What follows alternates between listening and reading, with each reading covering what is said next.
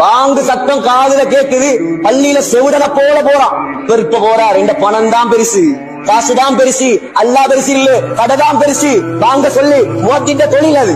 அவர் சொல்லட்டுமே, எந்த தொழில நாம் பார்க்கணுமே. எவ்வளோ உரிமை!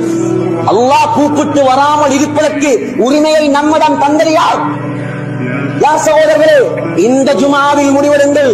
உங்களை நீங்களே ஏமாத்திக் கொள்ளாதீர்கள். ஒரு ரூபா காசு வராத உங்களோட கபருக்கு 1000 ஏக்கர் காணி இருக்கலாம். ஏழும் என்றால் அந்த ஏக்கர்ல ஒரு ஏக்கரை கபருக்கு கொண்டு போய் காட்டுங்க. நீங்க உண்மையான கோடீஸ்வரனா இருந்த உங்களோட மனைவிமாரிடம் 100 பவுன் தங்கம் இருக்கலாம்.